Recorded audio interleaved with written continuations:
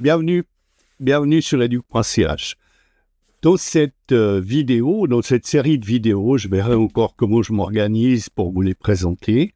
L'idée, c'est au-delà du cours de Mathieu, qui a été un cours plutôt sur les aspects théoriques et plutôt généraux, ce sera là vraiment un cours très pratique, pratico-pratique, qui bien sûr va avoir ses limites parce que je vais vous parler de ma pratique, de comment j'utilise l'intelligence artificielle et de manière spécifique le fait que j'utilise ChatGPT. C'est vraiment le logiciel avec lequel je travaille principalement.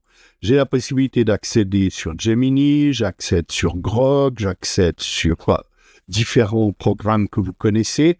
Je viens chercher des informations sur Gemini, je vais chercher des informations sur d'autres types de logiciels, mais j'ai donné ma préférence actuellement au cœur.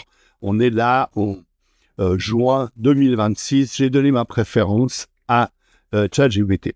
J'utilise différents outils. Je vais vous montrer aussi l'utilisation d'Anki, la manière dont je fais travailler les différents logiciels.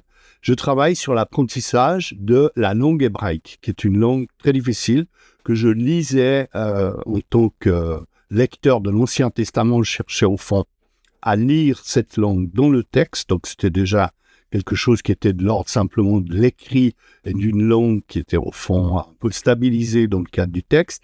Et puis progressivement, par amusement, en regardant la télévision, etc., je me suis dit, tiens, ce serait intéressant d'apprendre l'hébreu de manière beaucoup plus pratique, de manière beaucoup plus vivante. Et donc, je suis entré au fond dans cette démarche. Je pense que c'est important de dire que dans un premier temps, quand vous allez utiliser l'intelligence artificielle, ce qui est important, c'est d'avoir un fil rouge.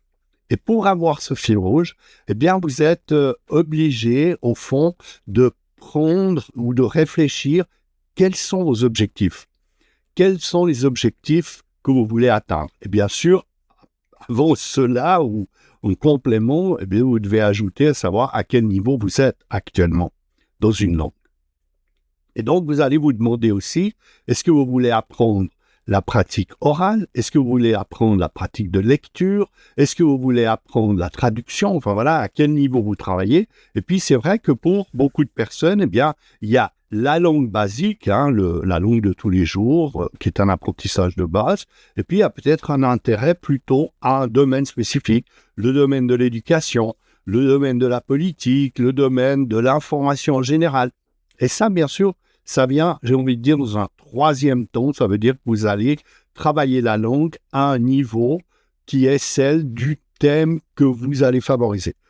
Soyons logiques, c'est impossible d'apprendre une langue entièrement. Je ne maîtrise pas le français entièrement, alors que c'est ma langue maternelle. Vous ne maîtrisez pas votre langue maternelle entièrement, c'est impossible.